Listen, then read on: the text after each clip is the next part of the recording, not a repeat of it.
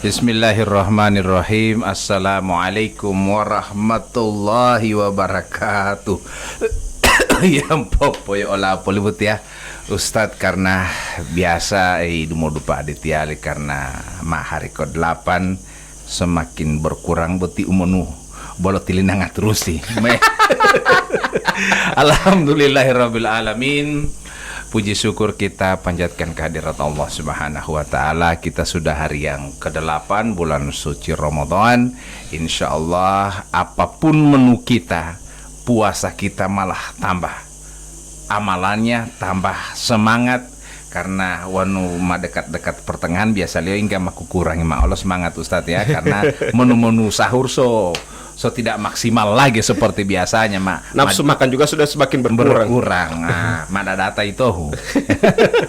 Insya Allah di hari ke-8 ini para pendengar baik yang di Cahaya FM Bingkai Ramadan, yang di Poliamatov FM Gorontalo juga diberikan kekuatan Allah Subhanahu wa taala untuk terus berupaya semaksimal mungkin mengisi amal-amal di bulan suci Ramadan.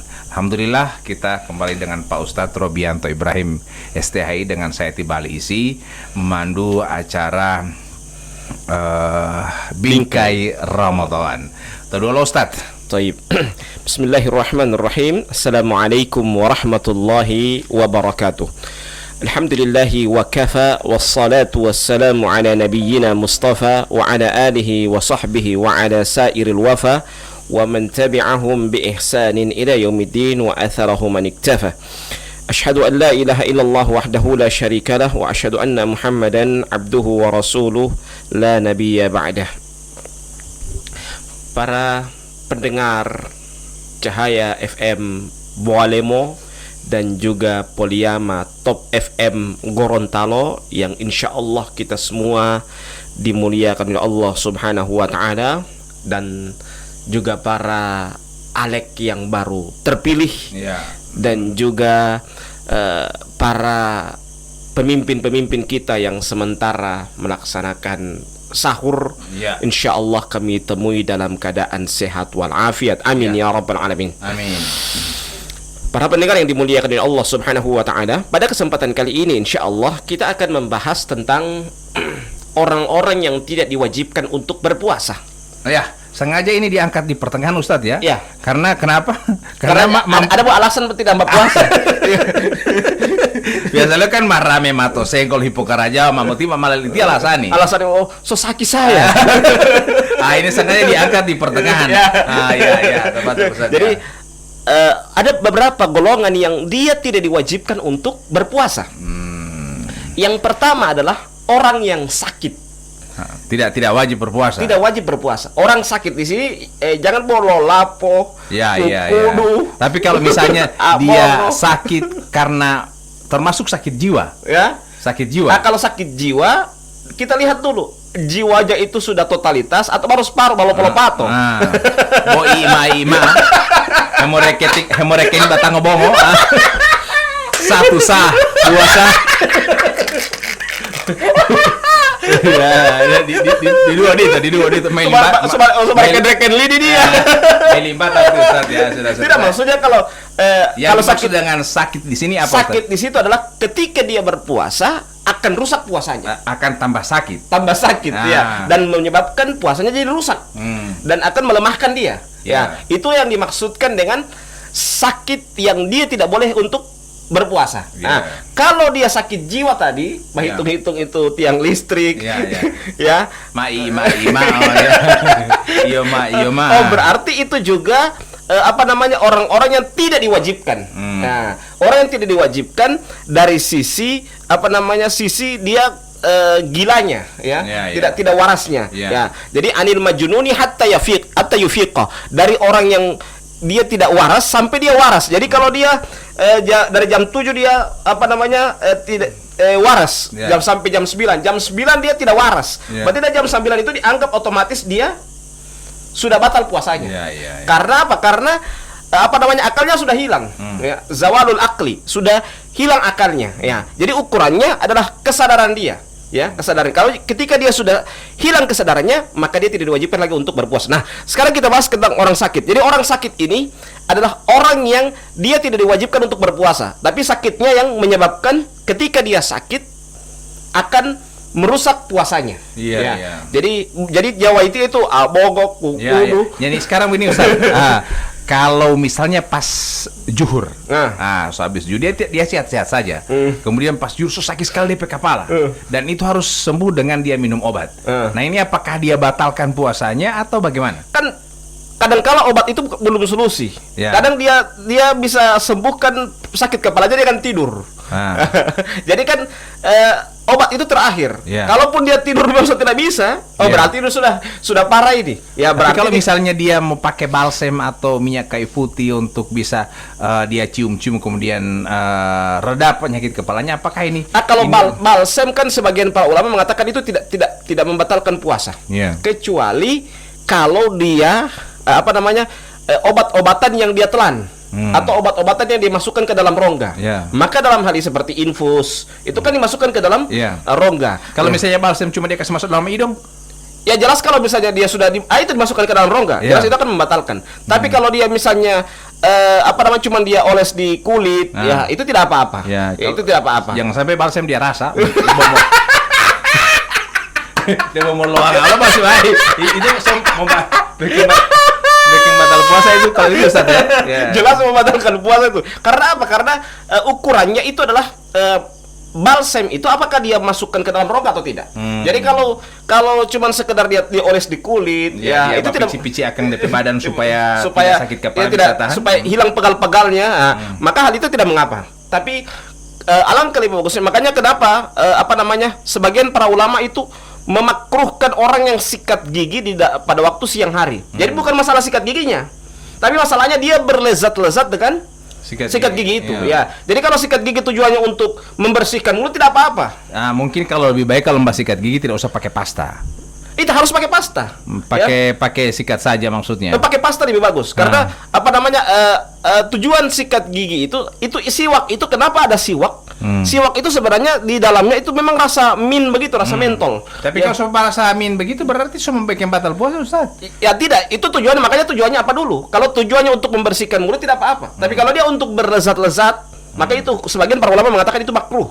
Ya makruh karena apa? Karena tujuannya bukan lagi untuk membersihkan mulutnya. Artinya mau dupa lapato suhuru dia mau sikat gigi, lapatapo 5 jam 10 mau sikat gigi, patapo 5 lohori mau sikat gigi, asari mau sikat gigi. Apa yang ente sikat sebenarnya?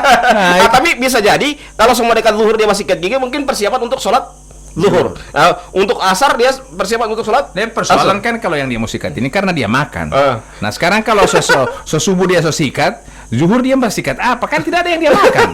Alasan apa dia bersikat kan? Itu dia masalah. Begini masalahnya bukan begini. Orang sering bilang begini, kalau dia tidak mau sikat gigi, kenapa dia tidak sikat gigi? Karena kata Nabi apa? La famus shaim atyabu indallahi min rihil misk.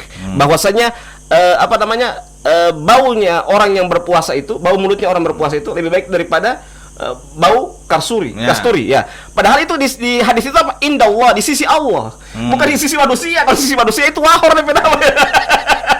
Di sisi Allah. Di sisi Allah. Berarti hari kiamat. Jadi jangan apalagi ente kan bahasa bayang, ente bahwa bu. DP masalah di situ. Baru ente tidak tutup lagi ente tuh. Puasa mau wabu lagi. Ini bermasalah di jadi di situ masalahnya. Jadi orang kadang-kadang kenapa tidak puasa? Bau mulut orang yang berpuasa itu seperti bau katsuri. Padahal di hadis itu indallah, di sisi Allah. Berarti di sisi Allah itu pada hari kiamat, bukan sekarang. Jadi kalau sekarang itu mewahor itu. Iya. Jadi pendengar yang sama dirahmati Allah Subhanahu wa taala, kalau misalnya ada orang sakit gigi Ustaz, biasanya orang sakit gigi biasanya ente sikat gigi dulu.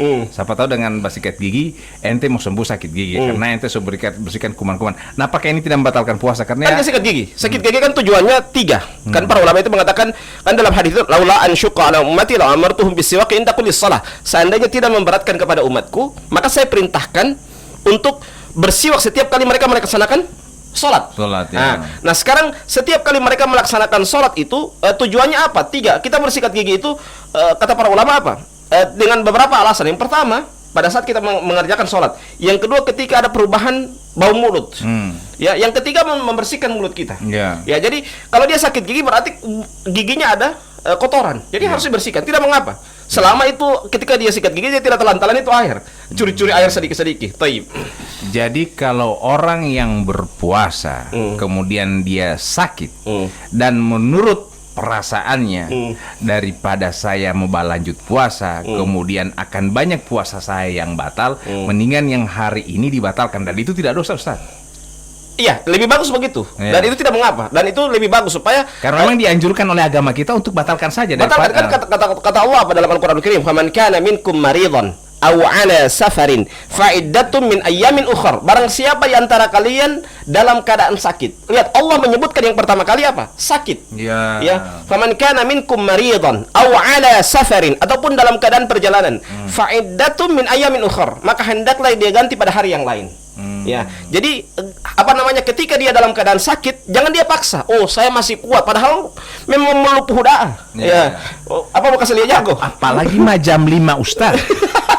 Artinya dia sakit dia udah bongkok jamnya mongkok tanya kan. Artinya semua rugi ini jam 5 ini artinya belum 1 jam, tapi sakitnya sudah sakit sekali. Ya, ini jelas harus dibatalkan. Sama dengan wanita haid. Kadang-kadang wanita haid dia haid keluarnya jam 5:30. Waduh, 5:30. Baru dia bilang begini, tidak usah lihat.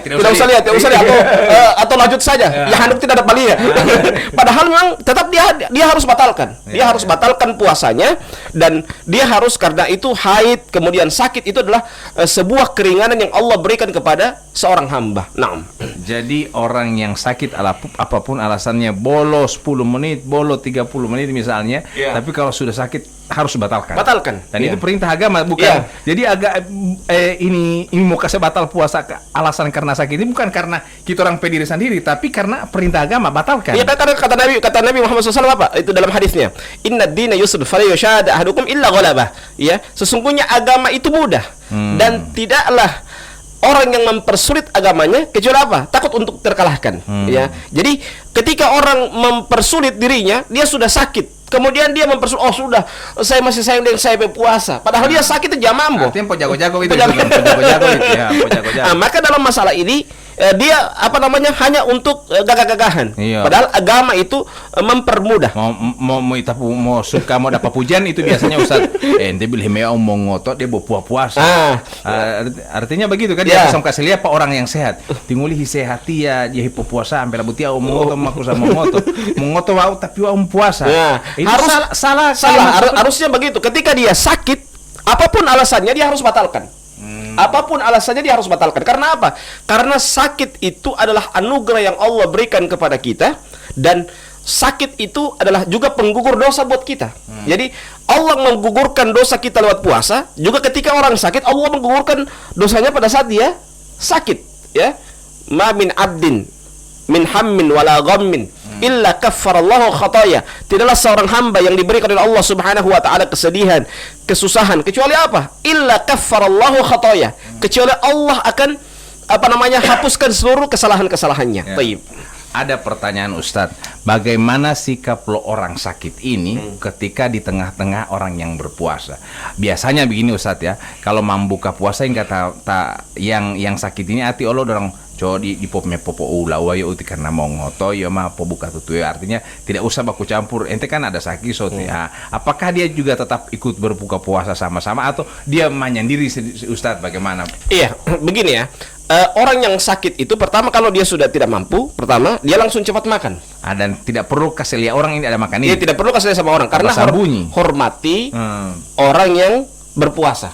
Patang kan dia puasa patang ke hemolina ngau ikan putih dah soro-soro nih dia orang dapat udah kena seberapa dia lakon yang lain lagi gini-gini ini kan bawa ikan putih lali tuh elong hati kamu tuh betul mau ngotot tiap bau gagak bau hilang ikan putih kan, artinya bau ikan putih yang masuk pada peleher. Ini mau dapat dosa ini kalau sebegini ya. Makanya oleh sebab itu kalau kita sakit jangan mempersulit diri kita. Ya. Dan kalau kita sakit segera berbuka, dan maksudnya segera makan dan usahakan segera cepat minum obat ya supaya besoknya bisa langsung berpuasa. Ya karena kalau ente tidak berpuasa, ente paksa berpuasa, yang sakit bukan hanya ente sendiri. Besok orang lain pun mau ikut sakit. Karena semua pusing dengan ente paksa bapak sama puasa, akhirnya orang lain pusing juga. Ya.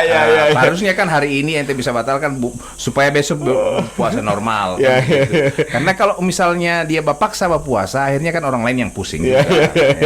Jadi ini di sini kalau misalnya ente sakit, cukup ente sendiri insya Allah bisa mengontrol supaya lekas sembuh, jangan melibatkan orang lain. Artinya begini Ustaz, seperti yang tadi Tio mongoto artinya rupa-rupa putulo tebe ngambil po tubolio supaya orang lain di dalam rumah ini terpengaruh mau ngasam-saman madi.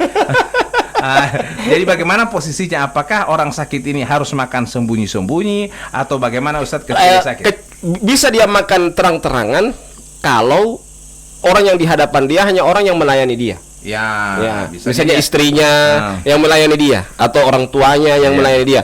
Tapi kalau misalnya ada orang umum, ya, ada orang umum, maka apa namanya kita harus bersembunyi, ya, kita harus kita harus menghormati orang yang sementara berpuasa. Jangan sampai kita dapat dosa. Jadi kalau misalnya tamu itu rumah sakit kan biasanya ada orang yang basuap misalnya kasihan. Nah, itu tidak masalah itu karena itu bagian keluarga. Ya. Dan memang sudah tugas dia itu sebagai anggota keluarga yang melayani dia sebagai orang yang sakit. Ya. Tapi kalau misalnya ada orang yang umum. Orang umum pun kalau misalnya ada orang yang menjenguk di rumah sakit, dia minta izin. Boleh maaf saya mau makan dulu Boleh maaf saya sudah mengganggu kalian berpuasa. Kalau orang yang bertamu bilang, oh tidak apa-apa, makan saja. Tidak apa-apa Ustadz, makan saja. Orang semua ngerti Ustadz ada sakit. Nah, itu tidak apa-apa. Tapi kalau misalnya dia ke dalam keadaan sakit, kemudian dia tidak pamitan, tidak bertanya, ya jamu tartibu. Nah, ini tidak menghormati orang yang sementara berpuasa. Ini juga yang sering terjadi di masyarakat Ustadz. Orang yang berpuasa antara anak dengan orang tua. Anak ini biasanya dinasihati oleh dokter. Uti dipomaapi puasai ti mamamu. Jangan suruh berpuasa dulu ti mama Uti ya. Karena kalau puasa ti mamamu mau tambah sakit. Ini dokter bilang kemarin. Cuma biasanya politi mama yang kapalangi. Dia mate puasa wow. Bagaimana posisi anak pada orang tua yang seperti ini? Waktu tamu puasa apapun yang terjadi. Nah ini bagaimana? Apakah dia ketika dia melarang orang tuanya, dia takut akan durhaka kepada orang tuanya karena melarang orang tuanya sakit. Kalau dia tidak laksanakan itu, dia takut orang tuanya akan jatuh sakit karena pesan dokter itu. Ini bagaimana Ustaz? Iya, jadi begini. Tinggal bagaimana cara seorang anak menyampaikan bahasa yang sesantun mungkin. Ya karena namanya orang tua itu kalau setua sekali pasti dia akan kembali ke watak anak-anak. Ya, medungohe.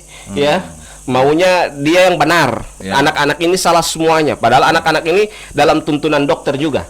Cuman karena orang tuanya egoistisnya terlalu tinggi, ya sehingga anak-anak tidak mau didengar. Ya artinya karena begini dia harus pikir, "Pauti mapa ngola uti." Wow, dia bawa mate-mate olo. Artinya daripada dia puasa, lebih omam puasa loh. Kan mate puasa. Biasanya ini orang tua sampai seperti itu, saking kuatnya dia tidak mau. Pokoknya kita mau puasa, apapun yang terjadi. Anaknya tidak mau, tidak mau puasa. Akhirnya kan DP anak ini bawa suap, dia tidak makan. Ini bagaimana Ustaz? Iya, kan ada, makanya dalam Islam itu ada alternatif. Alternatif apa? Ketika dia tidak berpuasa dua. Pertama menggantikan pada hari yang lain. Yang kedua apa? Wa 'alal ladzina yutiqunahu fidyatun tu'amu miskin. Bagi orang yang tidak mampu. Ya, tidak mampu di sini dua. Dia sakit yang sakitnya tidak sembuh-sembuh lagi. Yang kedua orang tua renta. Ya, orang tua renta. Ketika dia berpuasa, dia tambah lemah. Pasti. Ya, itu tua renta. Nah, mungkin ini kategori tua renta. Ya. Kalau dia tua renta seperti itu, dia masuk alal ladzina yutiqunahu, orang yang tidak mampu berpuasa. Jadi orang tidak mampu itu dua. Pertama dia sakit yang sakitnya sudah parah dan dia tidak ada kemungkinan untuk sembuh. Ya. Dan maka dia lewat dua kelompok ini, dua golongan ini, dia hanya bisa dengan fidyah. Jadi dipahamkan bahwa kalau tidak puasa pahalanya sama dengan puasa, tapi lewat apa? Lewat jalur apa?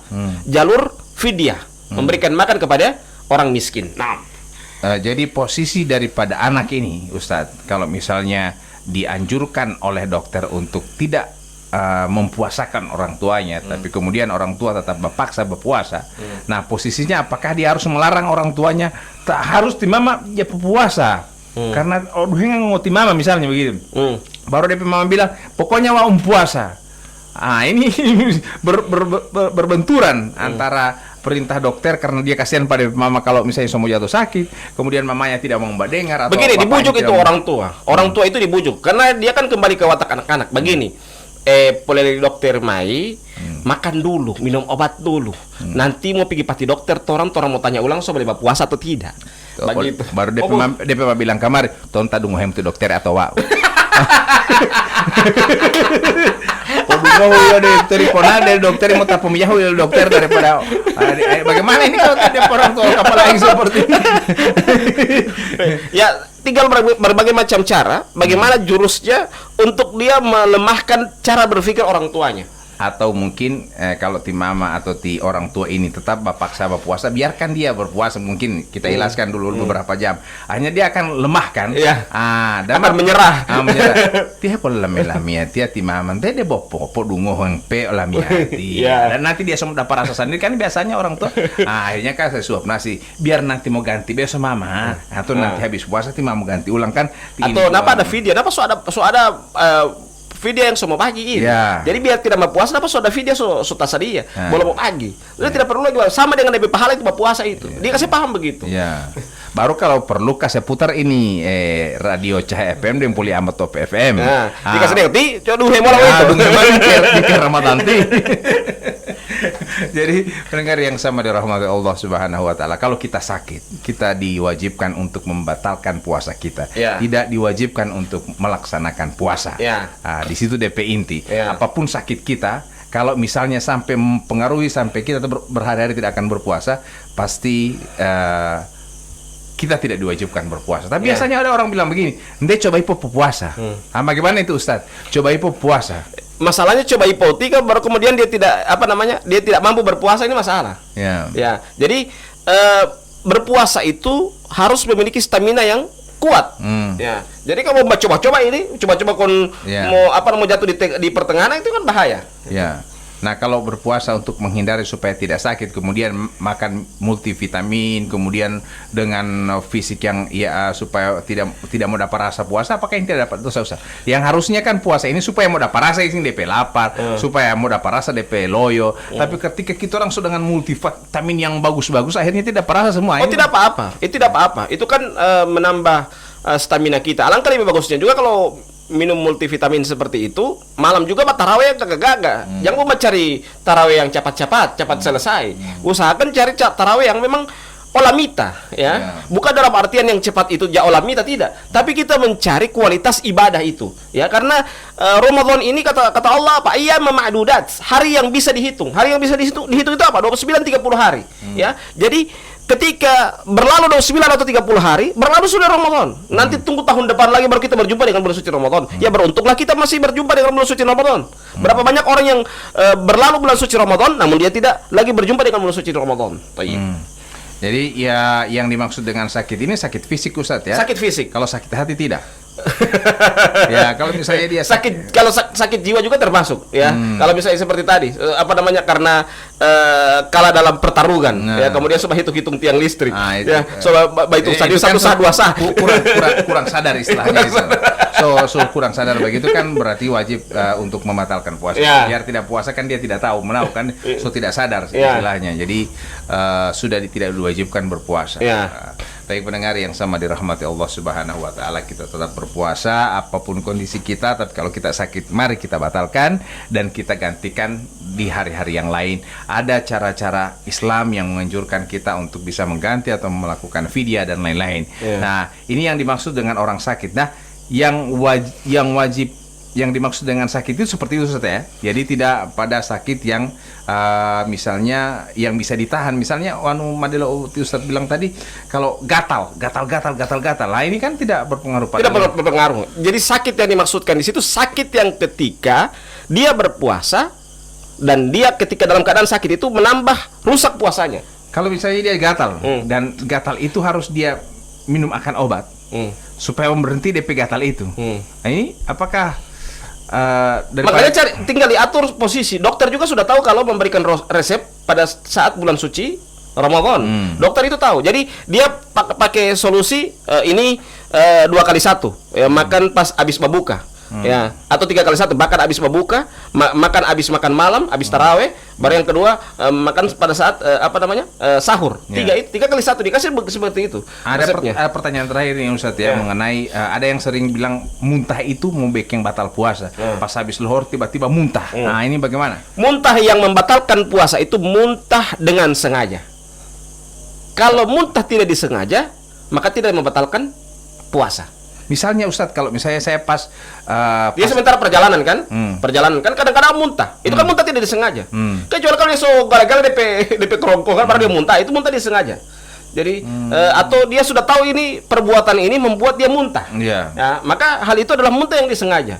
Jadi muntah yang tidak disengaja itu tiba-tiba dia muntah, tanpa diminta dia muntah, keluar yang sendirinya. Ya, misalnya sholat zuhur di masjid, tiba-tiba dia pingin buang air kecil, masuk ke kamar mandi atau di tempat kamar mandi, ternyata ada yang mau bikin muntah pada dia, tiba-tiba uti mandi muntah. Ini apakah membatalkan puasa? Kalau itu tidak membatalkan puasa, karena itu bukan muntah yang disengaja. Ya, karena namanya juga orang jijik, pasti dia muntah lah. Ya, atau misalnya itu kan refleks lah. Ya, biasanya kan orang dapat lihat darah misalnya segitu langsung pusing, muntah. Biasa ya seperti itu kan. Itu muntah tidak disengaja itu. Itu muntah tidak disengaja. Jadi kan sama kayak orang mabuk tadi di perjalanan. Itu kan dia di mobil, dia tidak minta kan ini muntah. Tiba-tiba di tengah perjalanan dia langsung muntah. Kecuali dia tahu bahwa ketika dia akan melakukan perjalanan pasti akan muntah. Ya. Nah, itu berarti dia sengaja. Dia sengaja. Misalnya kan biasanya di luar Ramadan dia pergi ke kota pasti muntah. Setiap luar Ramadan dia pergi ke kota, misalnya ke perjalanan pasti muntah. Ini kan masih ada solusi. Harusnya ketika dia mau perjalanan seperti itu, sahur dia minum obat anti muntah. Ya. Nah, jadi seperti itu ada solusi-solusi yang ditawarkan juga dalam sisi medis. Atau ente kalau pergi ke kota perjalanan jauh, pergi habis maghrib. Kan bagus begitu kan? Rugi pulih sholat taraweh. Pergi habis maghrib supaya kan menghindari supaya tidak muntah kan, daripada ini kan kita sholat nanti di perjalanan misalnya, sholat tarawih di perjalanan, daripada mau pergi bapak saya biar nanti istirahat di sana di rumah keluarga begitu kan. Ada juga hal yang perlu saya tambahkan di sini, masalah kenapa orang lemah di jam 12. Bagaimana mau jelma jam 12? Dia sahur saja nanti jam 3. Usahakan sahurnya jam 4. Ya. Kenapa itu Islam mensyariatkan kepada kita untuk memperlambat puasa kita? Memperlambat apa? Sahur maksudnya. Ya. Memperlambat sahur kita. Kenapa demikian? Karena tujuannya itu supaya jam 12 masih kuat. Bagaimana juga mau lemah? Jam 3 dia, jam 2 dia sahur, habis bermain kamar domino dia, habis bermain kamar kartu, pulang ke rumah semua makan sahur. Alasan Ustadz daripada sobat tidur, Ustadz setiap entah sahur, saya sumpah sahur 2 jam 2 baru semua tidur. Akhirnya tidak sholat subuh. Sama dengan ini bawa ini bingkai Ramadan. Setengah 4 di pemusuruh itu Ustadz kan. Dia mau jam 4 pemusuruh.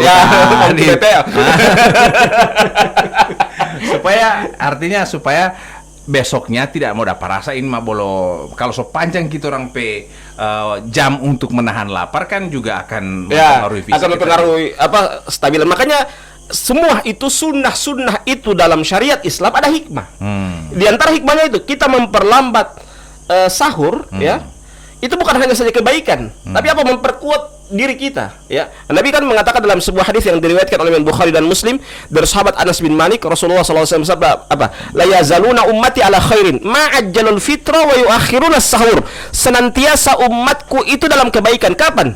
Ma ajjalul fitra, ketika dia mempersegerakan dalam berbuka. Wa yuakhiruna as-sahur, dan memperlambat sahurnya. Jadi kalau ketika memperlambat itu maksudnya apa? Mendekati sholat subuh, ya mendekati. Jadi jam 4 itu bagus pas sahur akan. Ya, atau lagi setengah 4:15. Jadi biar topi-topi lo itu biar balik tutu ya dia kuat itu. Jam 4 lewat 10 dia siap-siap untuk melaksanakan sholat subuh. Tapi kalau jam 3 dia sahur, setengah 3 dia sahur. Jangan bolo 5 menit ajan ente somba sahur.